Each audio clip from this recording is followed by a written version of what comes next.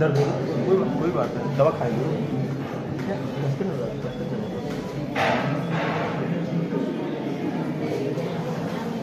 अरे भाई शांत रहो।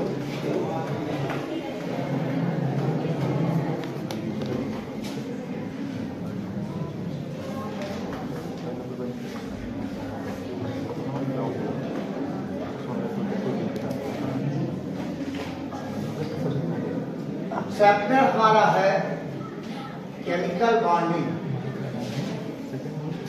इससे पहले हम लोगों ने इस केमिकल बॉन्डिंग की शुरुआत में स्टडी किया why and how. Answer of why is to get stability to acquire noble gas configuration. How का answer by transfer of electron from electropositive element to electronegative. Second, mutual sharing of electron. Third, by donation of electron pairs.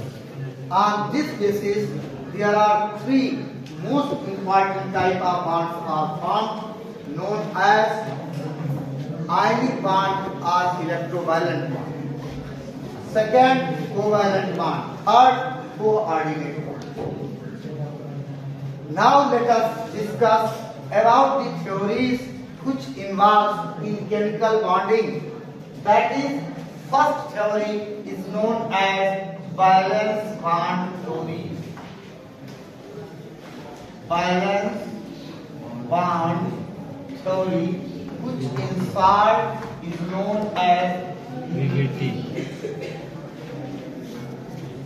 Second is known as valence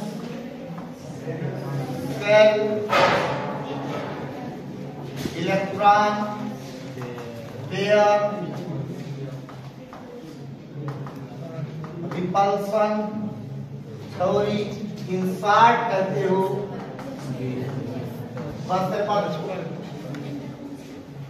third is very important, that is known as hybridization, and fourth, which are also very important, known as molecular orbital.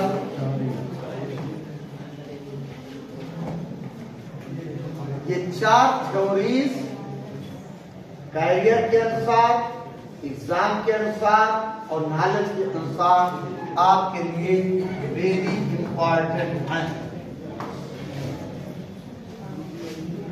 Short में आप जब देखेंगे तो इनकी list देखिए क्या है। Valence bond theory तो सबसे पहले दिया है मिडलर एंड लंदन in 1927। इसके लिए to explain the formation of covalent bond and energy changes taking place in formation of molecule. Later on, modified by Pauling and Slater in 1931. This is the reason that it is also known as Pauling-Slater theory. According to Pauling-Slater's theory, atomic orbital of valence shell which have unpaired electrons overlap together to form a bond. This is the reason that it is also known as orbital overlap theory। Orbital overlap theory ये आपका जैसा बता रहा है कि हमको देखना क्या है। इसमें देखना वैलेंस शेल के अनपेयर्ड इलेक्ट्रॉन को, अनपेयर्ड इलेक्ट्रॉन बॉन्डिंग में हिस्सा ले, जो पेयर्ड है वो हिस्सा कई पॉइंट आपके बनते चले जाएंगे। ये हमको क्या बताता है? एक बताता है directional characteristic, directional characteristic of bond, directional characteristics of bond पहला।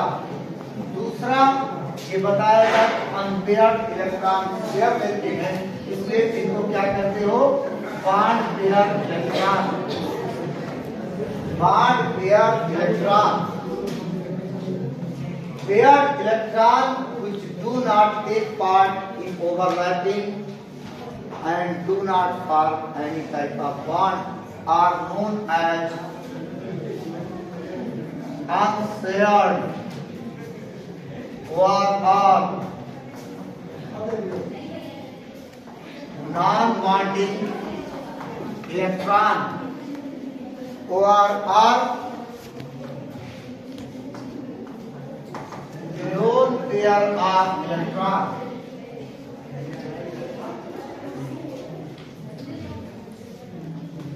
डिस्टर्ब करोगे सारा काम आपका खराब होगा। ये इतने चीजों को आप मेन रूप से ध्यान रखिएगा। तीसरा, ये बनता किसके द्वारा है? ऑर्बिटल के overlap. On the basis of base of overlapping, there are two types of bonds are formed. One is known as sigma bond and other is known as pi bond। पढ़ना क्या है? अगर इंड टू इंड ओवरलैपिंग होती है क्या बनेगा? और इस तरीके के बांड आप जानते हो मजबूत हो। पैरेलल बना साइड वाइज ओवरलैपिंग, तो क्या बना? कमजोर होगा, वीकर। इसके लिए हमको पढ़ना क्या था? शेप ऑफ ऑर्बिटल, जो आप पढ़ चुके। एस का कैसा था? स्फेरिकल। टी का कैसा था? पेरिफेरल। टी का कैसा था? डब्ल्यू। एफ का पता नहीं। तो जब कभी मान लीजिए दो एफ और एस के बीच में हो, एक एफ एक एस, दूसरा पी एक्स, एक पी एक्स दूसरा कैसे बन रहा? क्लियर ना? अब आप शॉर्ट में कर सकते हो। एस एस ओवरलैपिंग से क्या बना? एस और पी एक्स से क्या बना? सिग्मा। ये देखिए कैसा बना है? पी एक्स कैसा बना? सिग्मा। लेकिन वहीं पर फिर मैं बात कर दूं कि अगर ये आपका पीजेड और पीजेड है, कैसा बना? पाई बन गया। ऐसे ही आपने इधर को कर दिया, कैसा बना? पाई। कैसा है? पीजेड और पीजेड, पीवाई पीवाई। यहां से देखिएगा सिग्मा और पाई किस किस के बीच में बनेगा। ये क्लियर? बहुत अच्छी theory, very important theory for formation of a covalent bond, that is known as valence bond. But why these theories are introduced? Because there are lot of shortcomings, बहुत सारी कमियां थी, सबको एक्सप्लेन नहीं कर पाया, जिसके कारण दूसरे की जरूरत पड़ी। अब हम लोग बात करते हैं कि क्या क्या कमी थी वैलेंस बॉन्ड थ्योरी की। कमियां क्या क्या थी? सबसे पहले ये कोऑर्डिनेट बॉन्ड को एक्सप्लेन नहीं कर पाया। कोऑर्डिनेट बॉन्ड एक्सप्लेनेशन यहां लगा देंगे, डू नॉट एक्सप्लेन। क्या क्या नहीं बता पाया? पार्शियल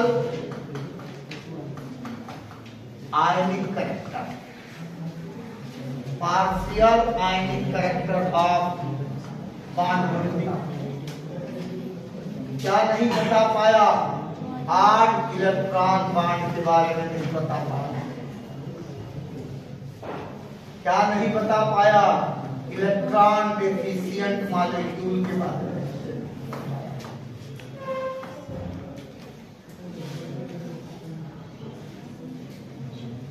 मुख्य तीसरा, रोल ऑफ पेयर्ड इलेक्ट्रॉन को भी एक्सप्लेन नहीं कर। रोल ऑफ पेयर्ड इलेक्ट्रॉन, किसका बॉन्ड में कोई हिस्सेदारी है या कोई भागीदारी है। नेक्स्ट, पैरामैग्नेटिक नहीं, paramagnetic character of boron and oxygen. आपको फिर रिपीट करा दूं, बैलेंस बॉन्ड थ्योरी कहती है कि बैलेंस सेल में अगर एक अनपेयर्ड है तो सिंगल बॉन्ड बनेगा, अगर 2 अनपेयर्ड है तो डबल बनेगा, अगर 3 अनपेयर्ड है तो ट्रिपल बनेगा। जैसा कि आपने देखा हाइड्रोजन के मामले में, ये देखो 1s1 बनेगा, तो आप तय कर लीजिए कि हाइड्रोजन और हाइड्रोजन सिंगल बॉन्ड। आप ऑक्सीजन को लीजिए, कितना है 2 और 6, ये हो गया 2s2 2px2 dy1। कितने अनपेयर्ड हैं ध्यान दीजिएगा, यहाँ अनपेयर्ड कितना था 1, यहाँ कितना था 2, क्या बनेगा 2। अगर आपका नाइट्रोजन है और 2 और 5 है, क्या होगा 2s2 2px1 dy1 और dz1। एंड कितना है नाइट्रोजन कितने बनेगा ये। तीसरा बताया, अगर पेयर्ड इलेक्ट्रॉन सभी में है तो क्या होगा डायमैग्नेटिक, अगर अनपेयर्ड है तो। अब जब हमने स्ट्रक्चर बनाया तो ये आपका बोरान है, बोरान का आपको पता है 3, कितना होगा 5, तो 2 और 3। कभी भी देखिएगा तो हमने आपको अगर बताया होगा तो ठीक, 2 और 3, 2 है कोर इलेक्ट्रॉन और 3 क्या है बैलेंस इलेक्ट्रॉन। हम बात क्या करेंगे बैलेंस की, तो 2 यहां हुआ, 1 यहां है, 1 यहां हुआ। आप बताइए सब पेयर्ड है कि नहीं है? पेयर्ड है तो इसको, और ऐसे आप ऑक्सीजन का ले लीजिए, बाहर कितना है 6, 2 4 6 2। आप बताइए सब पेयर है, तो इस पेयर की वजह से बैलेंस बॉन्ड थ्योरी के हिसाब से इनको क्या होना चाहिए मैग्नेटिक। लेकिन एक्सपेरिमेंटल ऑब्जर्वेशन को करता है दे आर पैरामैग्नेटिक। सबसे बड़ी कमी ध्यान से देख लेना, ऑक्सीजन और बोरान एक्सपेरिमेंटल ऑब्जर्वेशन से कहते हैं कि they are paramagnetic. According to valence bond theory they are died contrast and can not explain to you. इन 2 कारणों पर रोल ऑफ पेयर्ड इलेक्ट्रॉन को एक्सप्लेन करने के लिए आपको मिलेगा पेपर, जिसको किसने दिया है नायो एंड जीएसटी में, अभी मैं बता रहा हूँ कौन सी थ्योरी, बस एक बार किसके लिए, रोल ऑफ पेयर्ड इलेक्ट्रॉन, और इस डाईमैग्नेटिक और पैरामैग्नेटिक कैरेक्टर्स को एक्सप्लेन करने के लिए आपको मिलेगा मॉलिक्यूलर ऑर्बिटल थ्योरी, जिसको किसने दिया है, एफ बुंड एंड आर.एस. मुलिकन ने, और लेटर ऑन इसको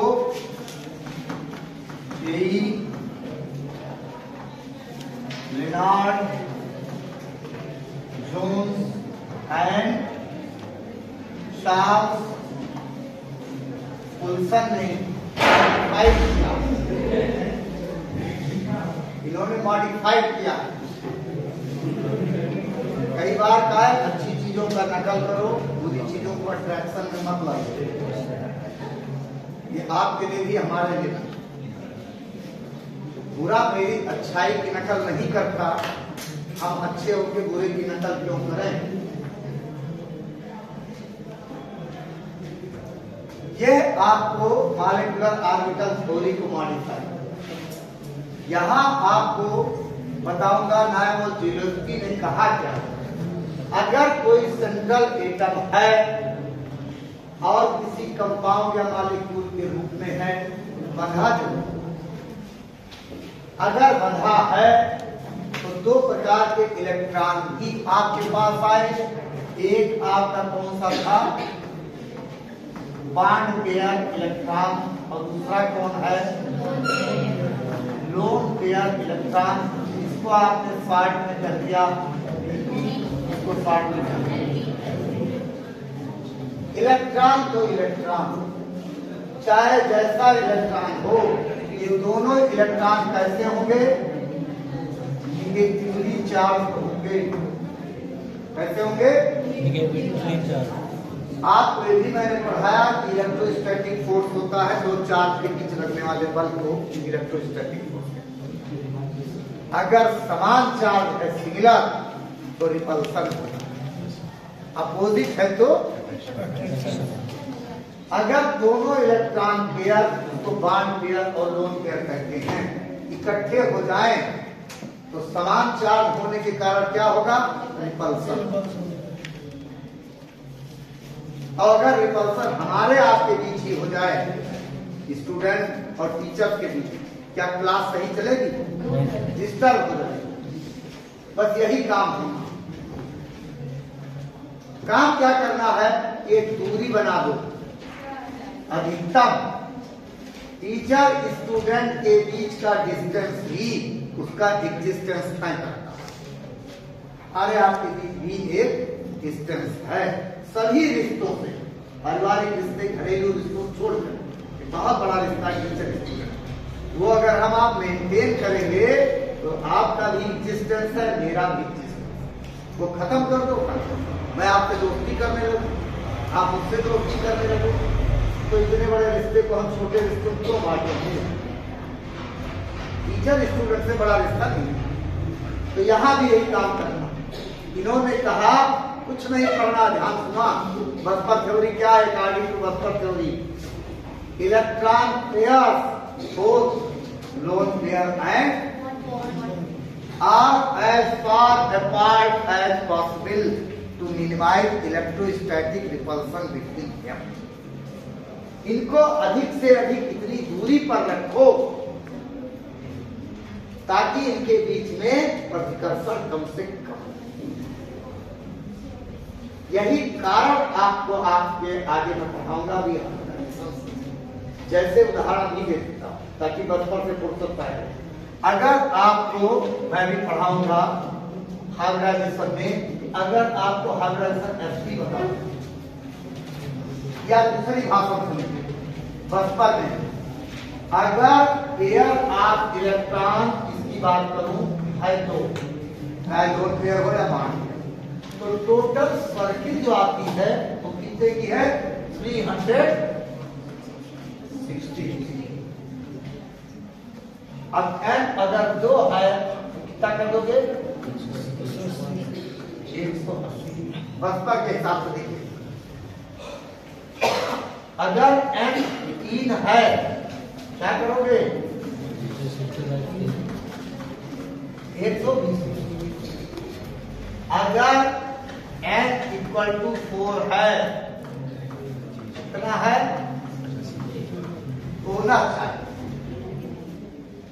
होना लेकिन जब आप टेट्राहेड्रल एंगल पढ़ते हो, टेट्राहेड्रल एंगल पढ़ते हो कितना पढ़ते हो?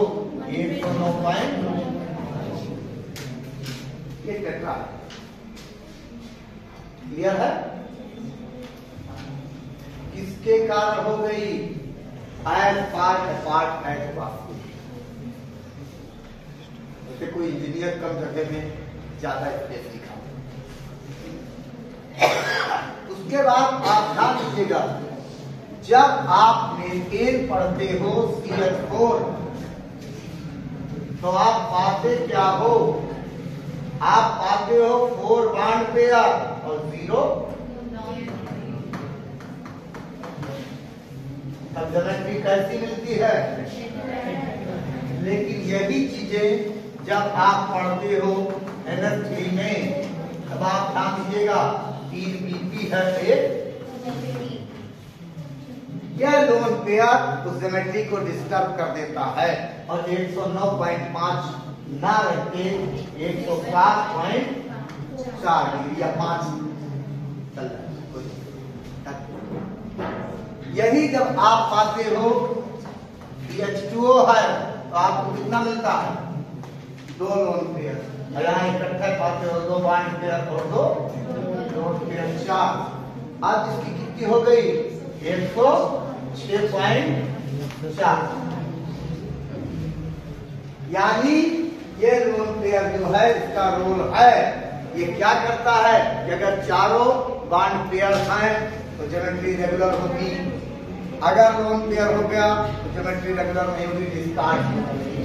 मैं एक एक चीजों बता दूंगा, पी सेप, सा सेप, कितना करो, लेकिन अभी 60 मिनट में आप समझाऊंगा। बस समझ में आ गया? वायरस पार्ट समझ में आया? अब बात हम करने जा रहे हैं हाइब्रिडाइजेशन की। इसकी क्या जरूरत पड़ गई हाइब्रिडाइजेशन की? अब इसको आप देखिए, मजे से देखिए आप, इसकी आवश्यकता क्यों पड़ी, क्यों हाइब्रिड करें? उदाहरण के रूप में आपके सामने आ गया बेरिलियम, कितना होता है? 4, 2 और 2, 1s2 2s2, बोरान 5, 2 और 1s2 2s2 2px1, कार्बन 2 और 1s2 2s2 2px1 2। ध्यान से देखिए, अभी आपने बैलेंस बॉन्ड थ्योरी पढ़ा है, n बराबर 0, यानी कोई भी अनपेयर्ड। इसके पास अनपेयर्ड कितना है? इसके पास कितना है? तो इसकी बैलेंसिटी कितनी हो गई? 0। इसकी कितनी हो गई? मोनो। इसकी कितनी हो गई?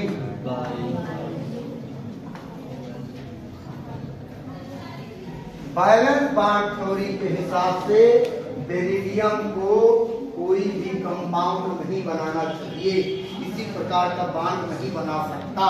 लेकिन आपके सामने मिलता क्या है? इसमें BeCl2 BeF2 BeH2 सबके साथ। अब BeCl2 से जब आप देखोगे n बराबर कितना है? आप यहां देखिए, BeCl3 बनाया, n बराबर कितना है? 3। कार्बन का देखो CH4, n कितना है? अब बेरिलियम की पाओगे, ये क्या दिखा रहा है? By covalency. ये क्या दिखा रहा है? Try covalency. ये क्या दिखा रहा है? Tetra covalency. टेट्रा।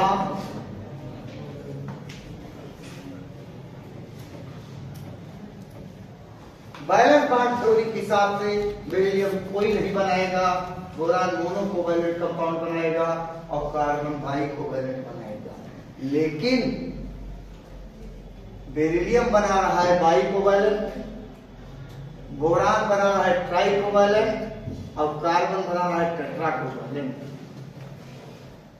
इसी को to explain the bi covalency of beryllium, tri covalency of boron and tetra covalency of carbon, a new concept has been introduced that is known as, यही हो जाएगा तब टीचर का, that is known as concept of promotional energy। Promotional energy का concept आया कि इनको extra energy दो और प्रमोट करा। जैसे आप प्रमोट कराते हो, मेरी बात यही से तो और इससे नहीं मिलेगा, चलो इससे मिलेगा ना। ये देखो 2s1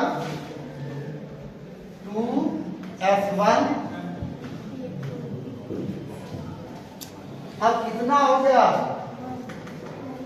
हो गया कि नहीं हुआ? आपने किया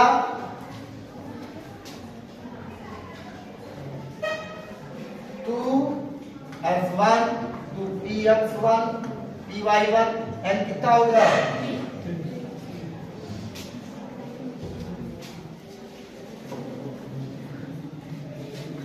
s1 pz1 कितना हो गया? अब देखिए ये हो गए ट्राई, ये हो गए। हमने प्रमोशनल एनर्जी को प्रमोट किया, वो ग्राउंड स्टेट से उछल के एक्साइटेड स्टेट को आ गया। अब एक ये का अभी आपको डिटेल होगा। अब यहां का ध्यान दीजिए, जो हमने कार्बन का लिया है, कार्बन का क्या लिया आपने? 2s1 2px1 2py1 और 2 ध्यान से देखिए, आपका S एक ब्लॉक में, P ब्लॉक में, चारों से हाइड्रोजन आपने जोड़ा। ये हाइड्रोजन, ये हाइड्रोजन, ये हाइड्रोजन, ये हाइड्रोजन, और आपको देखना हो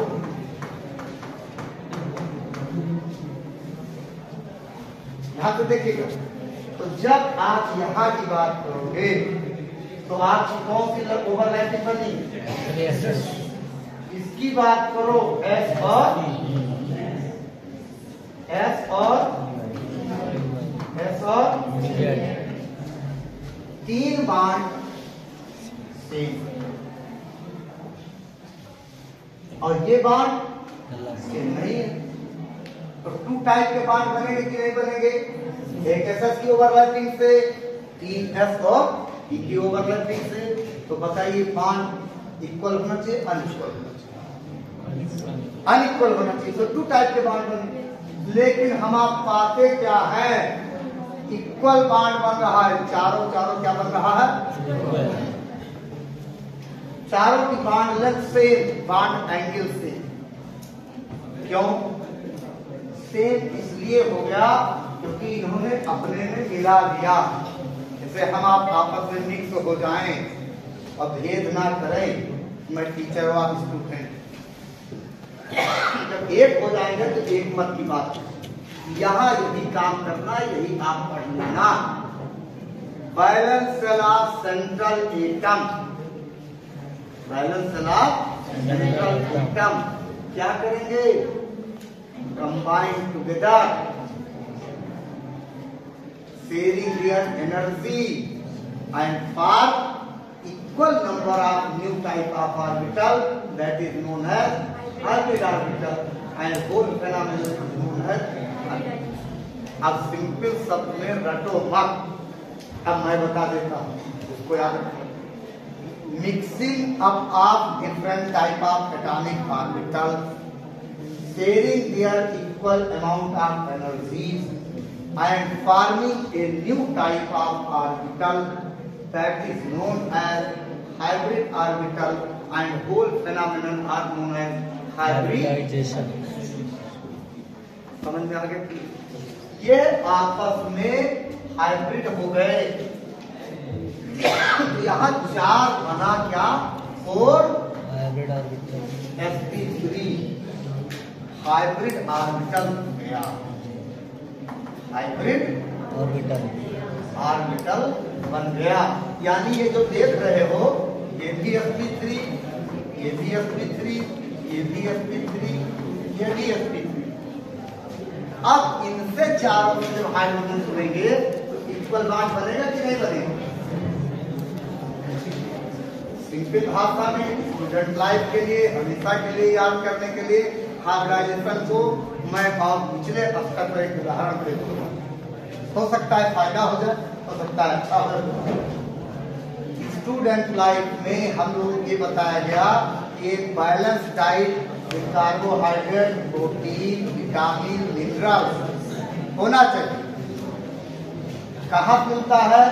खाने में दाल, चावल, रोटी, सब्जी, जिनमें रोटी बनाना कठिन काम है। रोटी बनाना कठिन काम है। एस को मान लो चावल, ई को मान लो दाल, डी को मान लो सब्जी। आपको sp3 डिग्री तक ही मिलेगा हायर एजुकेशन तक। हम क्या करते हैं? एक कुकर में तीनों को डाल दें और मिक्स हो जाए, सब्जी की भी एनर्जी आ जाएगी, इससे आपको विटामिन मिनरल मिलेगा, चावल से कार्बोहाइड्रेट मिल जाएगा, दाल डाले होके प्रोटीन मिल जाएगा, और बराबर का कंप्लीट एक नया डिश तैयार होगा, जिसको हम लोग कहेंगे खिचड़ी या कढ़ी। हाइब्रिड और हाइब्रिडाइजेशन ये आपका कंप्लीट हो गया। मॉलिक्यूलर ऑर्बिटल में बता दें सिंपल सा, बाकी डिटेल बताऊंगा। जिस तरह से आपने देखा है 2 या 2 से अधिक एटम, आगे चलकर मैं बताऊंगा, 2 एटम मिलेंगे तो क्या बनेगा? मॉलिक्यूल। अब MOT में मॉलिक्यूलर ऑर्बिटल थ्योरी में आप पढ़ोगे जब 2 या 2 से अधिक एटॉमिक ऑर्बिटल मिलेंगे तो हमको क्या मिलेगा? Molecular orbital. एक नट सेल होगा मिला तो ठीक चारों आपके सामने, किसी किताब को पढ़ोगे यही चीजें आपको मिलेगी।